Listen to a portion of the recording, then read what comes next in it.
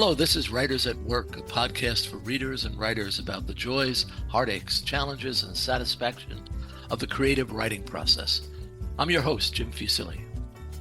With me on this episode of Writers at Work is Mark Brodie, author of The Typewriter and the Guillotine, an American journalist, a German serial killer, and Paris on the eve of World War II. The American journalist is Janet Flanner, best known for her work for The New Yorker. The German serial killer is a wormy, self-deluded, lifelong criminal, and the setting is, as stated, Paris during the build-up to the Second World War. The Typewriter and the Guillotine is the third nonfiction work by Mark Brodie, whose previous KIKI Man Ray, Art, Love, and Rivalry in 1920s Paris was named a notable book of 2022 by the New York Times and the New Yorker Best Book of the Year. In 2018, he published The Invisible Empire, Napoleon on ELBA, From Exile to Escape, and 2 years earlier, Making Monte Carlo. Mark holds a PhD in history from the University of Southern California and a master's in French studies from New York University. An aside, I just returned from a writers' conference where I think I may have spoken more about The Typewriter and the Guillotine than I did my own novels. I'm eager to find out how this book I admire so came to be. Mark Brodie, welcome to Writers at Work. Thanks for having me. Been looking forward to it. Mark, where were you born and raised? I was born and raised in Vancouver, British Columbia, and then did my best to get away.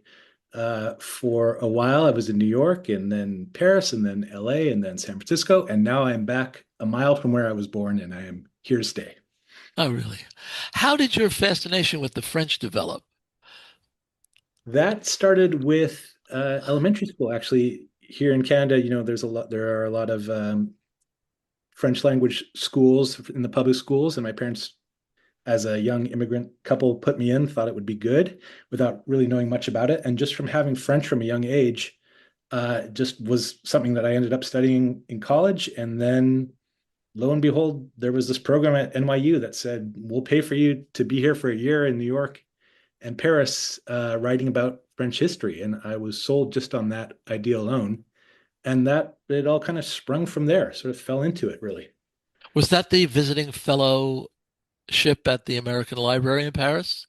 No, it's a great program called the Institute of French Studies at NYU, where they have this master's and doctorate program. Ah, Anyone doing stuff on France from a variety of, history, art, anthropology, language, all coming together in this great little townhouse right by in the village there, and it's just pretty magical place. oh, I bet. So, as a writer, how do you access the culture? That is, do you try to see things as the French do, or do you benefit from the outsider's perspective? I think it's the latter. I think that it's the blessing and the curse as being the outsider. I think, unless you've gone, I think, through elementary and secondary school in a country, there's always going to be some kind of, you're not really of it.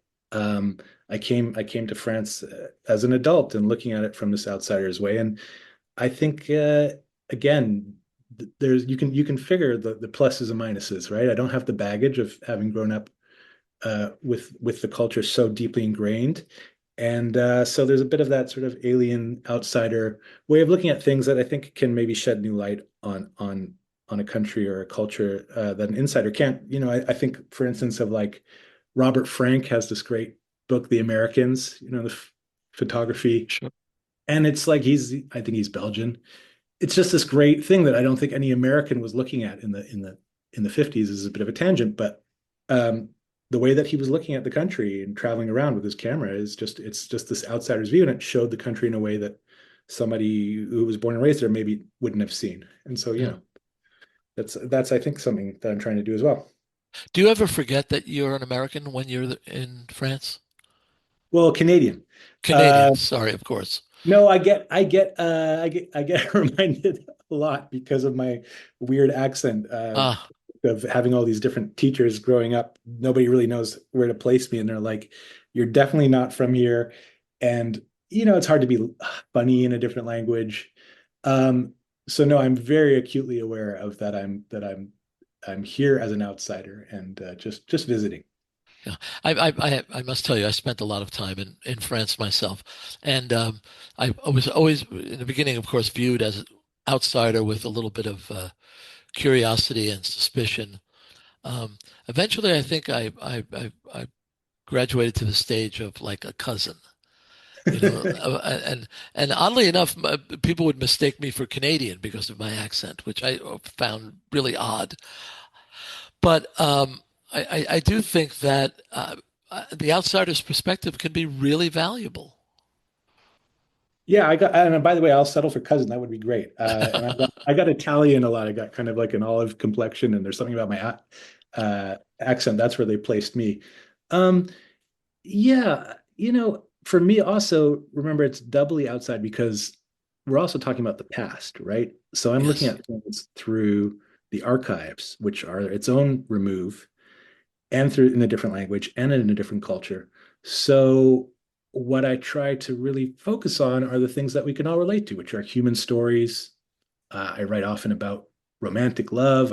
I write about work, about career, coming of age.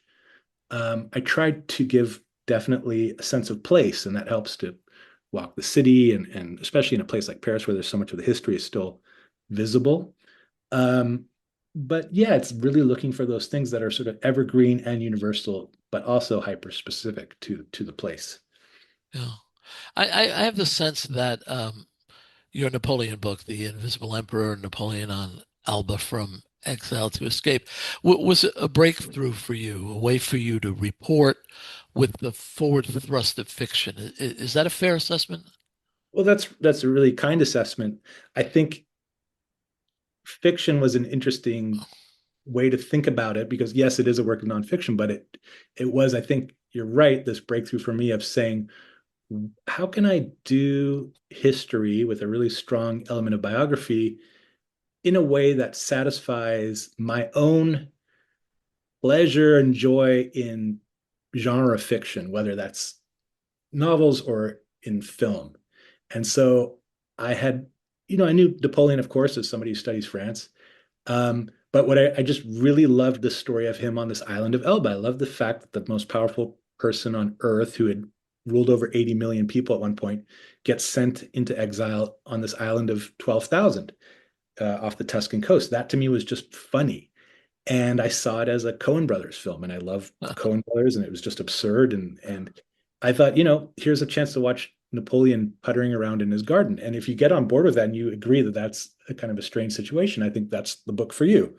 Um, and you're right that looking back now, because that's 2018 that came out, it did open something up for me of like looking at these really small stories of these big personalities or big well-known places or moments and really drilling down on the details of the day to day and trying to kind of trace this real micro history tight narrative that fits into a genre as much as you can without bending the truth. I guess I should ask if the book was optioned. That one was not option. There was a really great British screenwriter named Stuart Hazeldine who's been working on it just out of the goodness of his heart and his own pleasure for years and years. And he keeps, threatening to do something with it. I think there was the Ridley Scott Napoleon film set him back a little bit, but he, as far as I know, has a great treatment for it. Let's get the Coen brothers on the phone Yeah, now. there you go. 'Cause I want to talk about the typewriter and the guillotine in enormous detail. I just came back from a writers conference, and I think I hand sold like 5 copies of this book because I loved it so much. And when people would say to me, "What are you reading?" I would then pin them in a corner for 15 minutes telling them about your book. Um, so let's start with something fundamental. What led you to Janet Flanner? Well, first of all, I'm honored by what you said. I know who you've had on the show, and I know who you've been, the quality of stuff that you're reading. So I'm honored to be mentioned and touched by what you said. Janet Flanner, again, I guess, like Napoleon, is one of these people that if you're studying France in the 19th and in this case in the 20th century, you just know because she's somebody who's so integral to, especially in the English language, of understanding Paris and France. So she was the New Yorker's correspondent, right from its first year in 1925 and all the way to 1975. So she had this 50-year career writing these biweekly letters from Paris alongside some profile writing and some true crime stuff that she did. But really, there's this great window onto Paris. So I just knew her uh, as a source I could go to, right? Especially in my most recent book, which was about artists in Paris in the 1920s, Right. uh, Man Ray and Kiki de Montparnasse. And so there was Janet Flanner always with something really witty and sharp and cutting to say about whatever was going on in the 20s when I was writing that book. And she kind of stuck with me. I wanted to keep hanging out with her. And so I was just reading all of her stuff. I wasn't so much looking for a cradle to grave biography. There is an excellent cradle to grave biography on her by Brenda Wineapple called Janet, which was the pen name she used. Um, but I got really hooked on this particular arc in her life, as you know now, having read the book, which is in the 20s and 30s, where she goes from somebody who's really writing about art and culture and fashion and society and gossip um, to being forced really by circumstance, having to write about Mussolini and Hitler and fascism and extremist politics right in her backyard in Paris. Uh, and that spoke to me a lot about this idea of, what happens when your job kind of falls out of step with the times and you have to reinvent and you have to adapt. And watching her go through it as a writer and observer to history was really, eye-opening and just kind of I just really knew that that was something I wanted to follow along with closely. When Harold Ross, as the founder of the New Yorker, he knew Paris uh, from his days when he wrote for the Stars and Stripes at the end of World War One. Um, what do you think he was looking for initially? Did he want something light and feathery, or did he anticipate that she could adapt?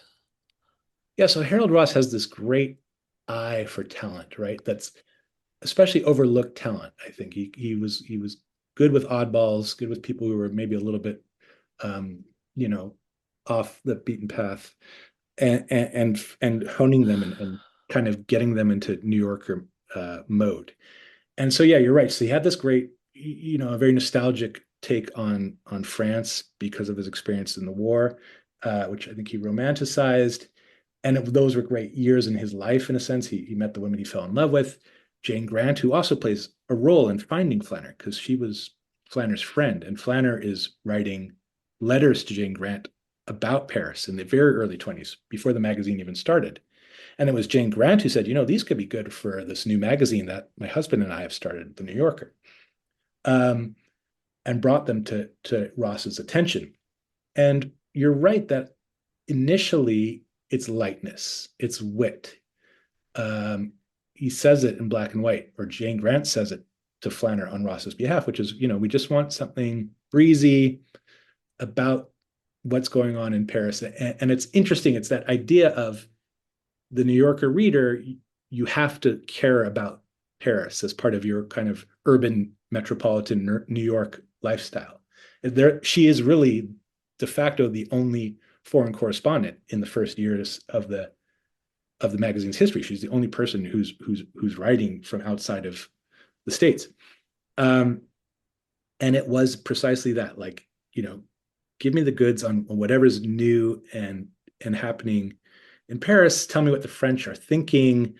Um, and really a pretty open beat in that regard. She could kind of write whatever she wanted in a sense. Every once in a while, Ross would pitch ideas, but really it was Flanner, sourcing from all of her contacts in the city, watching what was going around her at the time, and she just so happened to be in this place that was the epicenter of so much cultural and artistic innovation. When looking back, we see that she was not only inventing a way to tell a story in those letters, but with the guidance of the editors, notably Catherine White, she was actually developing the New Yorker way to tell a story. Do you agree with that?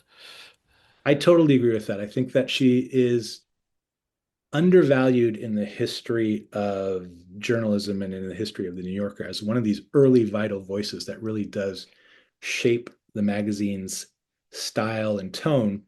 She she has the very keen eye to absurdity, to paradox, to humorous situations. To give you an example, she wrote about this a farmer in a village this woman who had basically invented camembert cheese in the 19th century and the 18th century, and they were erecting a stone shaft in her honor, like this public sculpture. And Flanner writes, it looks like a Gruyere. There is no justice.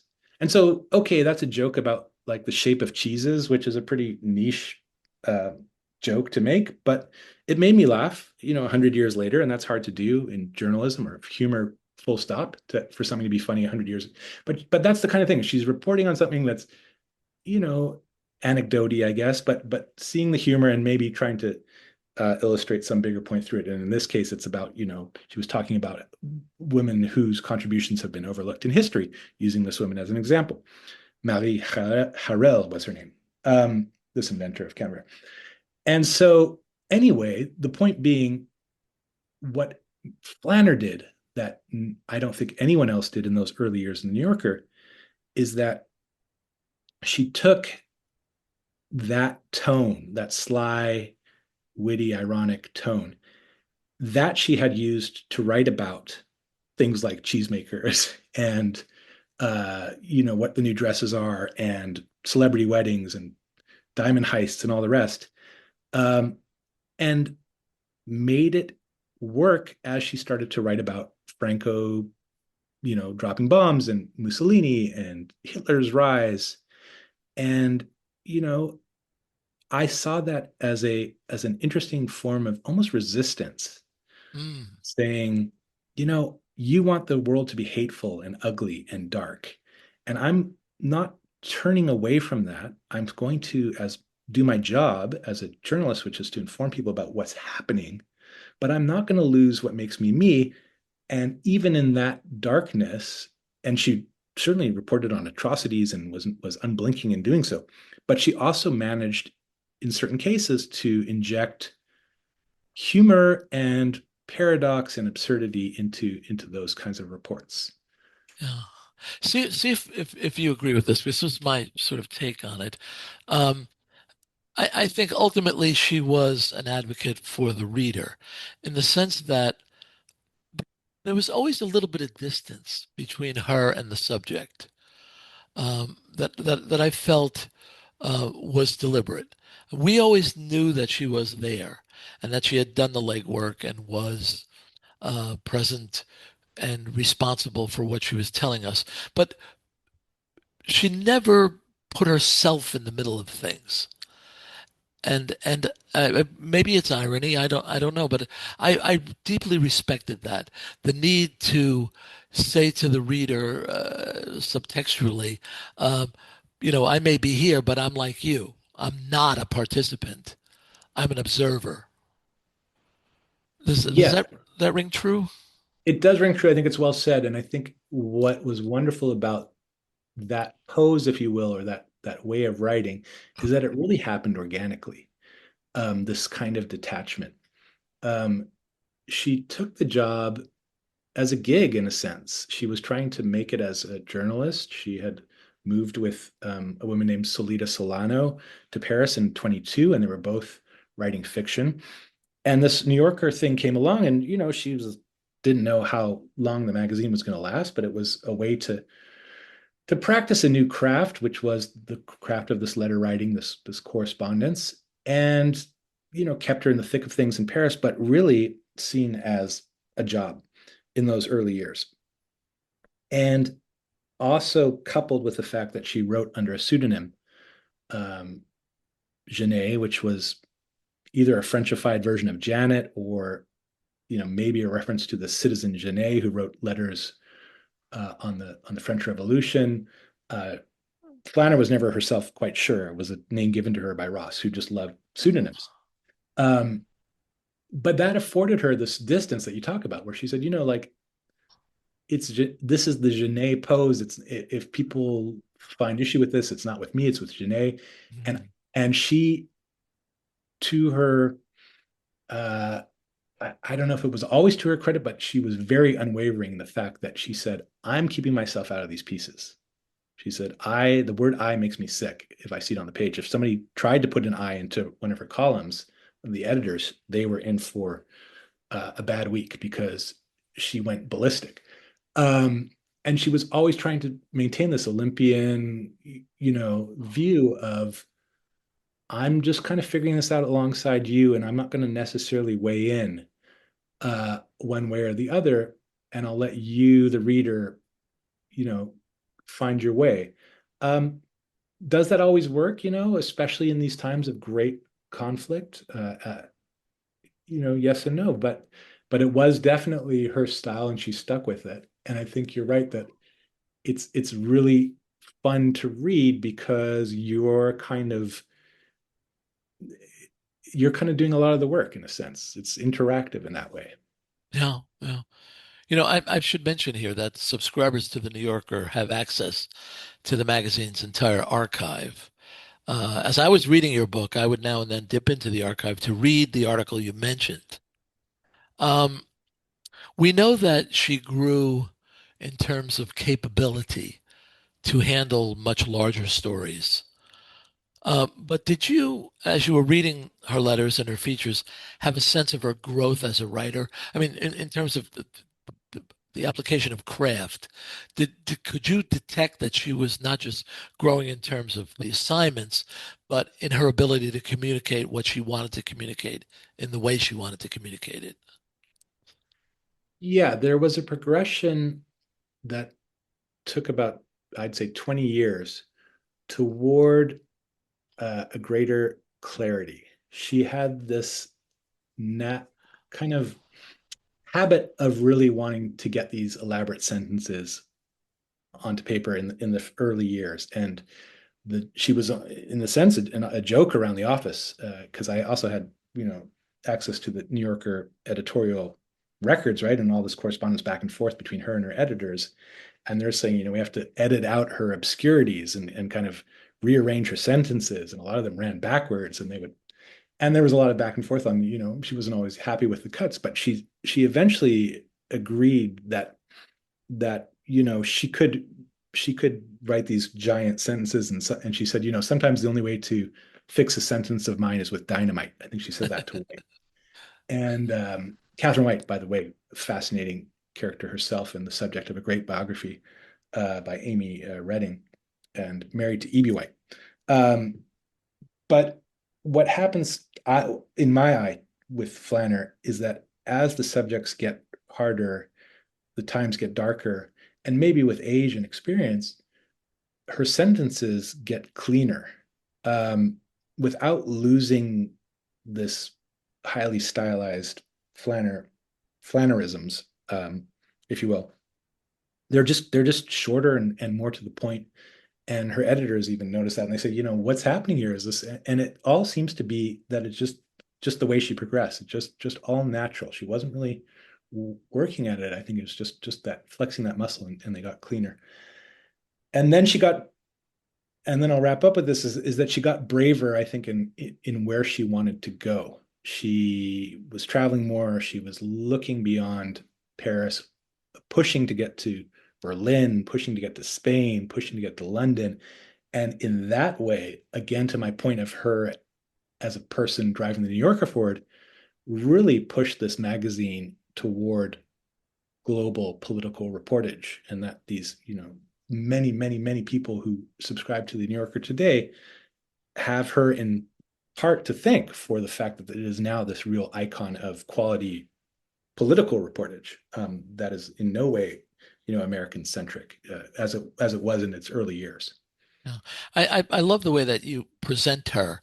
Um, your admiration for her is clear, but she's never not human. And one thing I love is that she would often write to her editors expressing doubt that she could do the story they've asked her to do, and yet more often than not she got it right. Yeah, that's why there's a book. That's why wanted to do a book on her, is that she's not a perfect hero. Um, I admire is a good word. She was, but she was definitely not always on the right side of history, and I think that was what made her, to me, somebody that was an interesting and new-ish way of looking at this very well-worn period, right? This run up to World War II. You start talking about Europe in the Second World War and Nazis. There's like, we have a tremendous amount of material out there. And what I liked about Flanner in that particular time and place is that she was figuring it out as she went along because of the job she had to do. And it's really enlightening and terrifying, to see her grappling with this. One of the things that really jumped out at me when I was doing the research, I was at the Library of Congress looking through her papers, and I held in my hand what turned out to be her press pass for the 1935 Nuremberg rallies with, swastikas and eagles and all that stuff. She was a guest of the Nazi Party to that rally. And on the back, written in her cursive, which I came to recognize in pencil, were a list of flowers, plants. Mm. And my guess is that she was at some point, I don't know if it was on the train ride home or she just needed a moment away from this horrible spectacle. She was thinking about what to plant at her friend's garden in rural France. And that juxtaposition, this horrible juxtaposition, really spoke to me of like, this is a human being confronted with what we now know as the ultimate expression of evil. Um, and she's the mind boggles, right? And Yeah, the mind boggles on the page, and she's trying to come to terms with it. There's some magical thinking. There is even some seduction. She's saying she can see the force and the might of the Nazi spectacle, and can at least appreciate its power. And at some points, her friends are like, "Have you gone Nazi?" Because she hates communists more than anything. right.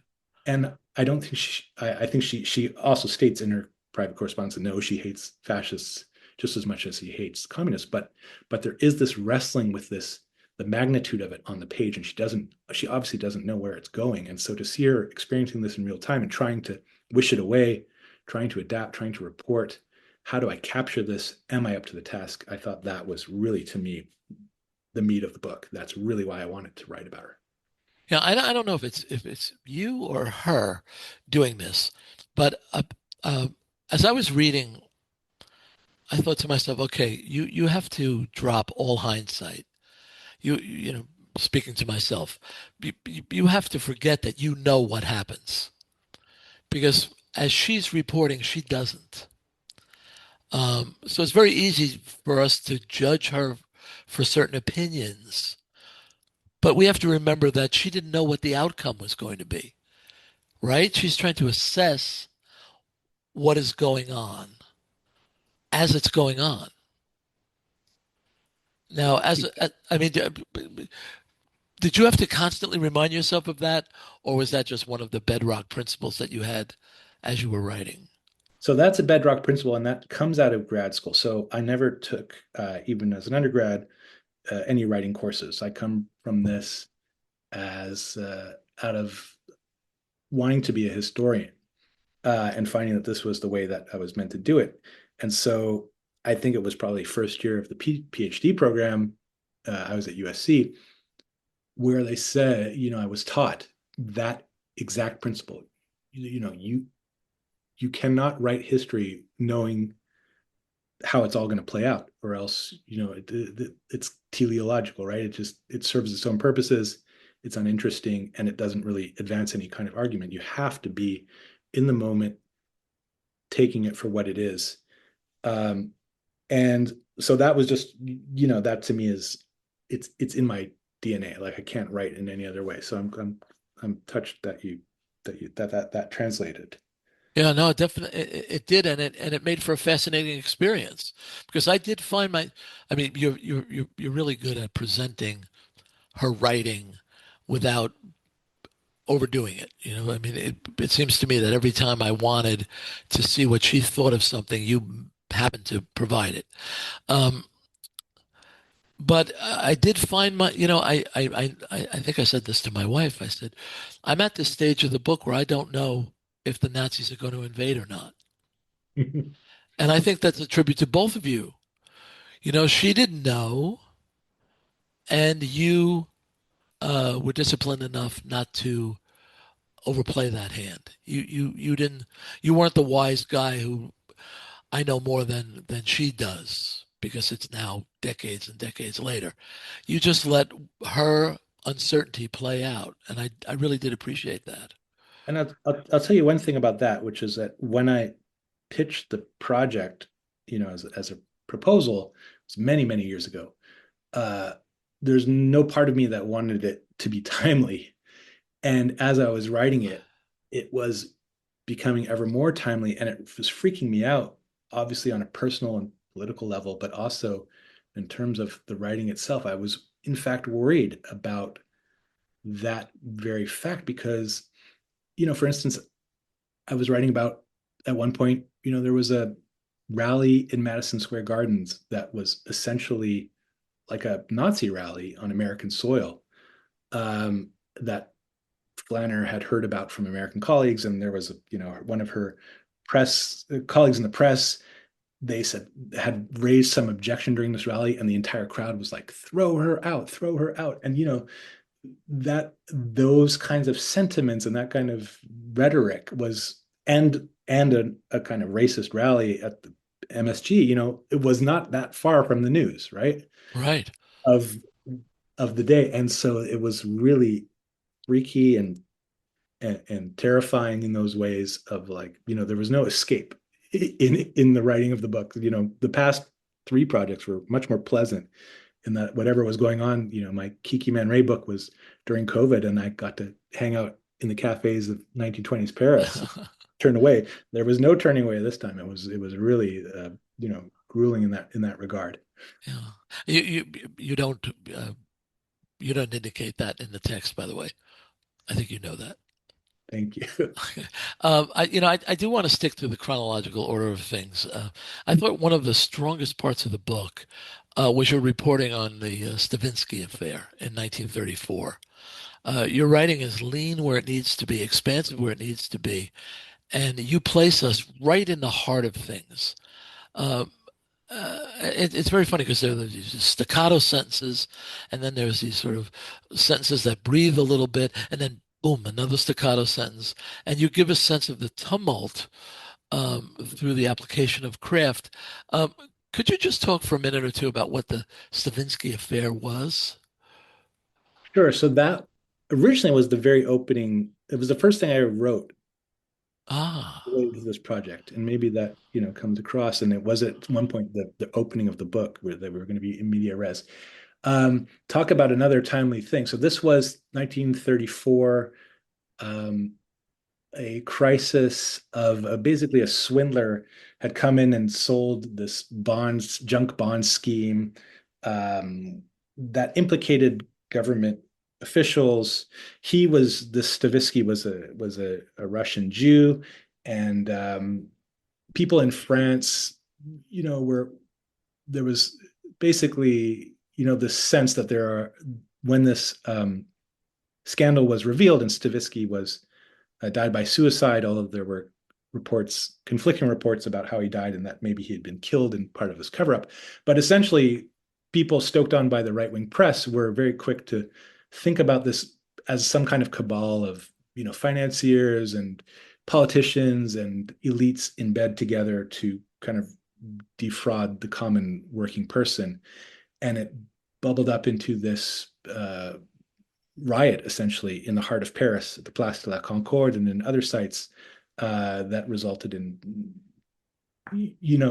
injuries and deaths. And that the point being of this riot, the culmination was that these rioters were planning to storm the Chamber of Deputies. And again, the echoes with January 6th were not far from my mind of people who were stoked by anger and trying to kind of breach the cordons of this legislative body. Um, the writing of it there were a lot of sources um, and conflicting reports. So there was a lot of trying to sort fact from fiction. But because it was this crowd scene, I really got to think about it as this big set piece where I could really move the camera in a lot of different directions. Mm. And so where I went with great pleasure was to Don DeLillo's opening to Underworld, that really, bravura performance of his. It's also right. Pafko at the Wall is. I think it might be released as a standalone short book, but it's that it's the shot heard around the world, and you know the kid at the baseball game who comes up with this famous home run baseball that sets Underworld into motion, and it's just fantastic, right? It's so great of this tracking shot and a million different things going on at once, and it's just great. And so that as my model um, really really inspired the form. And it, I could be wrong on this, but I think that was when she had to step up too. I mean, this in, in the beginning, I think Paris seems enlightened, and now Paris is not so enlightened now. Now the barbarians seem to be coming out of the woodwork, and she I think my take is that she understood that this was going to require a different kind of reporting. Yeah, that was the galvanizing moment for her, which is why it ended up being a wise editorial choice on the part of my editor at Grand Central, Maddie Caldwell, to push it further back into the narrative rather than revealing it right off the bat, because it is this really seminal turning point for her, where, as you said, she is into this idea that France is always going to be the place of cosmopolitanism and enlightenment and culture and intellectualism, and let the rest of them go to hell. But there will always be Paris, will always be this beacon of hope and light. And really, when you see it as she did unfolding right in front of you, and there was a series of riots and recriminations and violence, street violence, and people believing in the possibility that violence in the street would affect political change. Um, she saw how polarized was Paris, and that um, right wing extremist politics had taken hold in Paris to a degree, and in France to a degree that she was not yet aware, and that she couldn't turn away from that story. It wasn't about Germany and Italy. This was a story about France and the soul of France and where it would be headed in the next decade, and beyond. And so you're absolutely right that was the point where things she had to wake up, and she had to wake up on the page. Now, I want to read something from your book, um, um, because now she's in a different world. She's gearing up towards a major, major coup of a story. And you write, she would write about the most important developments in Europe, no matter how far they took her away from her preferred focus on the arts and culture. But she would do so by treating these developments, whether at an embassy, on a stock exchange floor, or a battlefield, as if they were artistic or cultural ones. By sticking to her usual tone despite the changing times, she struck on a singular formula of delivering hard news as if it was light gossip. She would continue to seek out those seemingly superficial but ultimately illuminating particulars that other reporters ignored when covering the same story. Which leads us to 1936 and her three-part profile of Adolf Hitler. Um, what a fascinating piece of journalism by Flanner. She walks that tightrope so beautifully, doesn't she? Yeah, so and that was really illustrative of battles that she was facing internally with the New Yorker, of saying she had to convince Harold Ross, that Hitler was worth covering to begin with. The party line at that time in the New Yorker was, we don't go in for profiles of political figures, especially not European ones. It's not what they did. And her response was, this is the person who matters right now more than anyone, whether we like it or not, and we ignore him at our peril. He's not just, a comic figure full of bluster. He actually commands real power. And she she had been to Germany several times in the 30s and had seen the changes. And so eventually convinces Ross that she should go on the trip. And that's where she went to this Nuremberg rally. But she chose to do it, as I say in that section you quoted, in a roundabout way, right? It's not going to be, she realized that she wouldn't get far with an interview because she wasn't going to hear anything really substantial from the man himself. And I think she could have gotten an interview because she had contacts in Germany that could have facilitated that. Instead, she went about it as if she was profiling, as she put it, a titan of industry or an artist, as if she was doing Picasso or Chanel, who are other people she profiled, and really getting at details, all these things about him, what he ate, where he went, and especially trying to get at the effect he had on others. Because she said to Catherine White in a letter, I've seen Hitler and I've seen the people affected by Hitler, and the latter terrifies me far more than the first. Mm. And she wanted to get at how, again, something we know well now, but really in 35, when she's doing the reporting, a new take, which is, how does he have this effect on these crowds? And it's a giant 3-part sprawling profile. And in the process, even though you can read it as an accumulation of surface details about Hitler and getting down to like what kind of sweets he likes to eat, what his dogs are like. I mean, all these bizarre things. She manages in the pages of the New Yorker to outline Nazi ideology, to highlight its anti-Semitism, and even while trying with this kind of Flanner detachment, to warn people and to say this is a murderous regime and the murder is not going to stop within Germany. I think that she makes that case in a subtle way, and I think that for many Americans, North Americans, readers of the New Yorker, that profile of Hitler would have been their first really detailed encounter with this person, who was at that point more, to my mind, a cartoonish figure in the American imagination. And that in her own way, and again, it's not, we read it now and really wish it might have been a bit different.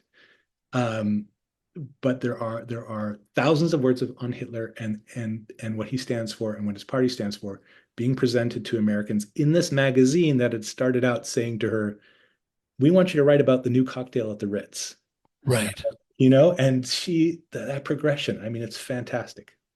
I would love to know if there were people who read it side by side and reached entirely different conclusions about Hitler.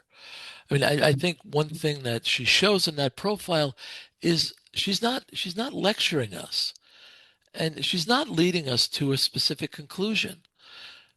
She's letting us make up our own minds in real time, again, not with hindsight, but the concept of trust in the reader, I think is undervalued at times. And to me, in her writing, is she believes the reader will be able to suss out what's happening without it being storyboarded. Absolutely. And there were many different takes on that piece. And I'll leave it, without going into detail about the writing itself so that people can read it in the book. But getting at the reception of it, it was really across the spectrum. Malcolm Cowley, who's somebody I admire, the great editor, also the subject of a recent biography, um, called her a fascist when he read that piece, and he said because she was too easy on Hitler. Um, Others thought it was incredibly damning. Raoul Fleischman, who was one of the founders of the New Yorker, who was Jewish, thought it was fantastic. Other Jewish readers wrote to her and were appalled. And she said in her own correspondence, I can understand why Jewish readers would would not think that I went far enough. Um, and her response was, again, that she was sort of working in what she knew and where she could stand. She said, I don't like to espouse grand theories. I don't like the abstract. I go where I can see things and feel things and hear things, and that's what I can present. And as I said, I think she did in her own way manage to bring in some of the bigger themes. But yes, it was very much of her own style, and it certainly made her a celebrity. Um, and it was controversial, but yes, it was read in many different ways by many people, and still today, I think, could be read in many different ways. That You profile. you include just a wonderful quote from her that tells us where she was situated.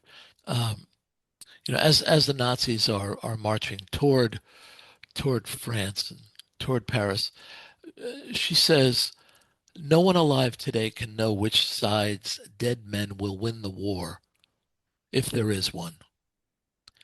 And you let that sentence speak for itself, much as she let her own writing speak for itself. But it does remind us that when we're reading her, she doesn't know what's going to happen. Yeah, and that idea of her own pacifism, her own just in every you can feel her in her bones. She just does not want this to be happening. She can't believe it's happening. Um, and yet having to do the job of confronting reality and reporting it to her readers is such an incredible balancing act to do. And she's up on this tightrope, especially as you say there in that 38, 39 um, years and months and days.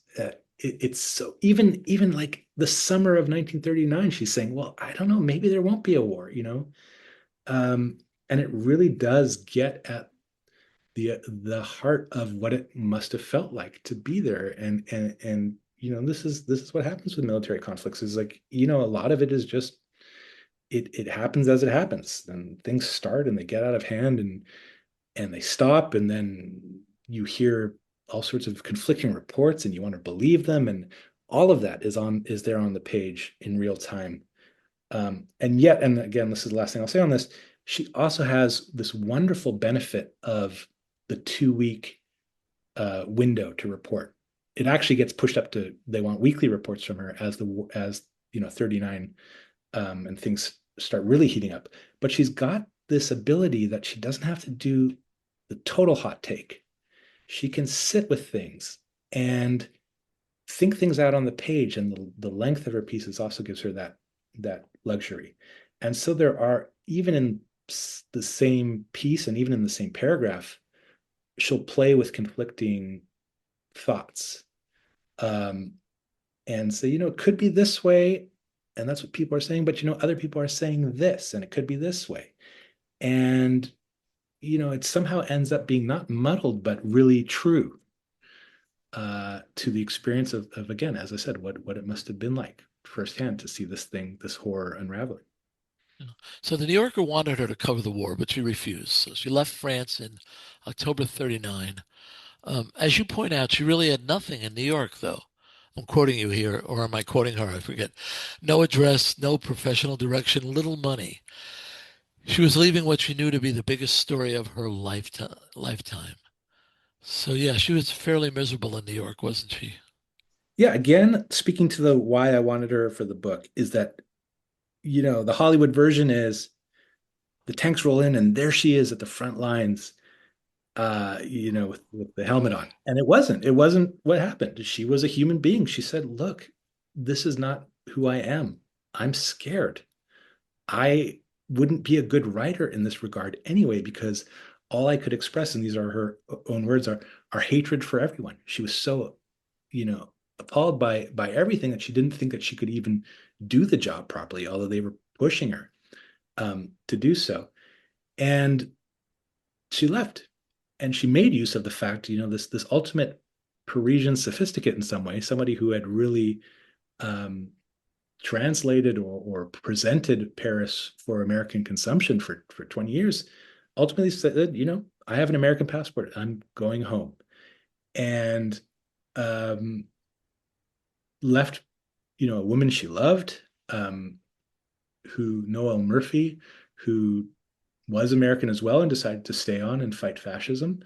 Um, and again, trying to present that without judgment, of just letting her work, because she has this great correspondence uh, among her friends and her editors. They're all writing letters to each other, and because of her writing in the New Yorker, I really could, with confidence, present what she was going through in her own words and kind of step back and try to just understand her as a fellow human being presented in this situation, and not to say, how dare she, um, and also not to say, pity poor Flanner, but really to just let it all play out. And she did go home. She did go to New York, and uh, you know, eventually found that she had to get back, and did want to report on the final months of the war and the liberation, and did this really incredible work with the Monuments Men and with the Nuremberg trials. And again, she returns to Paris in 44, and she takes on at least two huge stories. I mean, she goes to Buchenwald to report on the concentration camps, and then she covers the Nuremberg trials, as you said. Um, but unlike our view of the Nuremberg trials today, she believed that they would not stamp out Nazi ideology. She was critical of American prosecutors, but and she, as you point out, was able to create an explicit record of what happened, and that was included in the New Yorker in grotesque detail. And Yes, this was quite an achievement.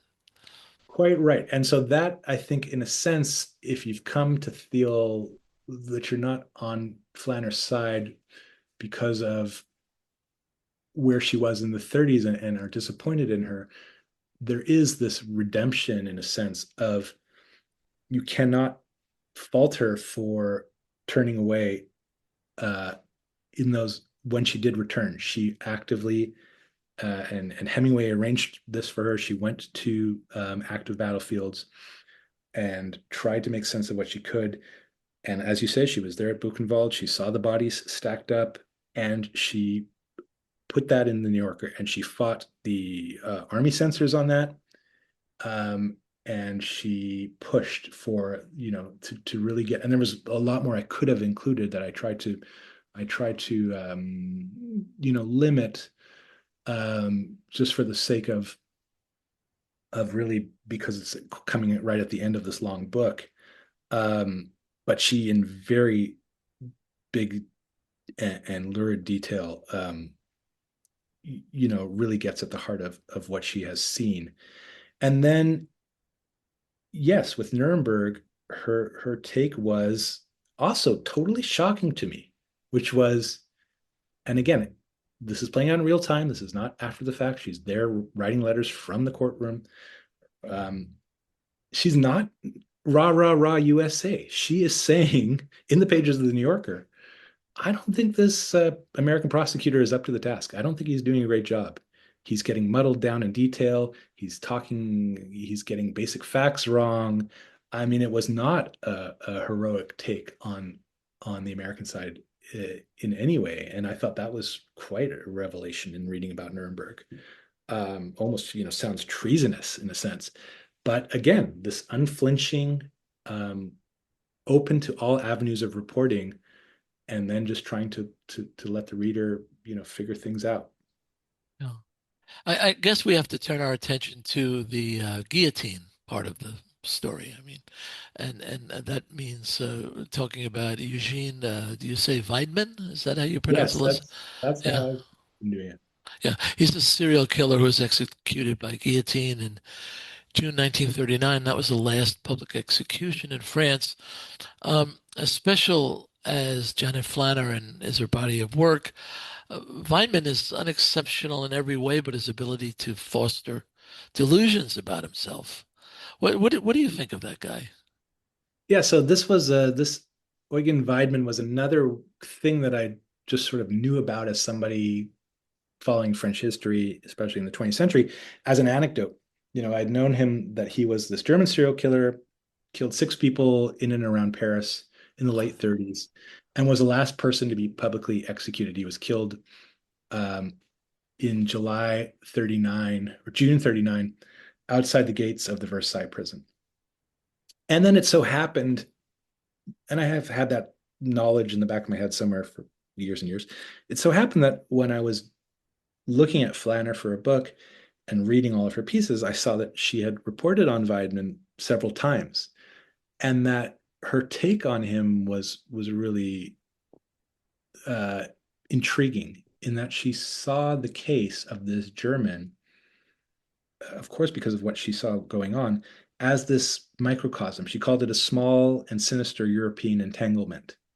A German killer, French victims, one American victim, two Jewish victims, and she looked at that case and tried to think of it in broader terms. And why I wanted to incorporate it into the book, and it's about, I'd say, maybe 25% of the book is dedicated to Weidman and following his career and his progress as an outsider in Paris.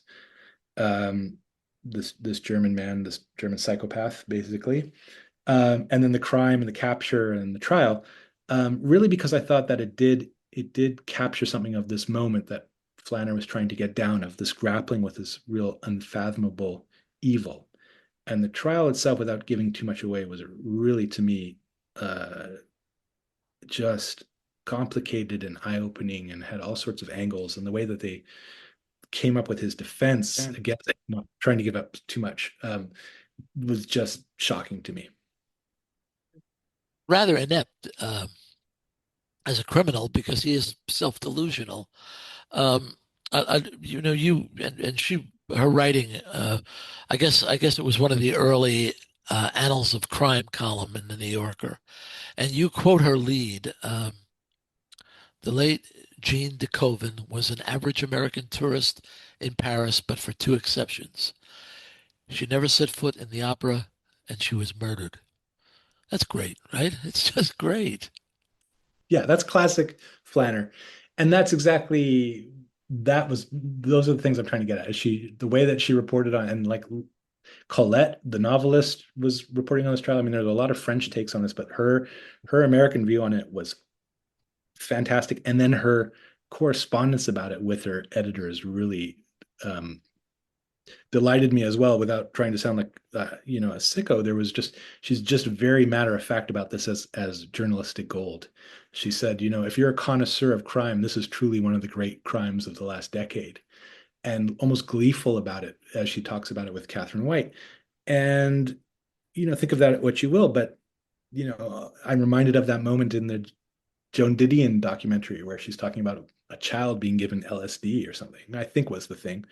And she said, I thought that was I saw it as gold, or something crazy like that, where a Right. normal person would be like, all I saw was horror. She sees the story in there. And I think that's Flanner too.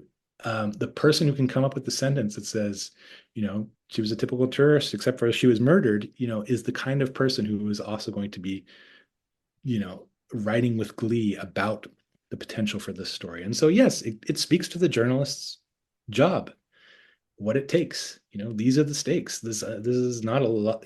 I'm not making this up. This is what it takes to be a Janet Flanner, to write Yeah. 50 years for the New Yorker. You've got to look at the world in that regard. And as flip as it seems, it is a gut punch too. Hmm. Yeah. So, did you always want to do the two stories in the same book, or Yeah, that was from the get-go. There was not going to be a book unless it was those two stories, because I it was, again, for me, when I get into a project, and I've only had about four or five ideas in my life, it has to have the the moment itself has to be, sorry, the arc or whatever you want to call it has to be there from the beginning. I can't figure it out as I'm going. It's not just, oh, I have a great character in mind. That's why I've never done a biography, a full biography. I'm always looking for some kind of beginning, middle, and end um, that tells us something about human nature or what have you. And so for me, it wasn't just I just want to follow Flanner from the 20s and 30s. It's like I really want to look at Flanner going from somebody writing about Josephine Baker and Picasso and Coco Chanel to having to look at German evil and aggression in the eye and report that to her American readers. And what does that look like? And so for me, this was a very tangible way to do it alongside all of the other reporting we've talked about. This case itself, I thought, had so much of what I wanted to get across in this bigger story of Flanner. And you know, it had its own ins and outs that probably could have stood alone as a book as well. But I thought that the two of them had to be there. Mark, you've been so generous with your time. What's next for you? Oh man, I don't know. I'm kicking the tires on a few ideas. Um, and nothing that I'm confident enough to share just yet, but I think it will again. I want to stick with this rule of twos. So I think that I've found my formula, which is I have to have some kind of dynamism, two people bouncing off against each other, whether directly or in parallel. And I think I actually might want to move away from France for this one. I'm always been fascinated by Los Angeles, where I briefly lived and where my wife is from. And so I'm looking for something in the sun this time. We'll see. My guest is Mark Brodie, author of the wonderfully written The Typewriter and the Guillotine, an American journalist, a German serial killer, and Paris on the eve of World War II. Among other things, it reveals how the American journalist Janet Flanner became one of the greatest reporters of her time and helped shape the New Yorker magazine we know today. Mark, thanks for joining me on Writers at Work. Hey, thanks, Jim. What a pleasure. Writers at Work is a production of Bliss Publications. Erin Mitchell is our producer. Music is by Joni Mitchell, performed by Keith Jarrett. For more, see writersatworkpodcast.com. I'm your host, Jim Fusili. Until next time, happy reading.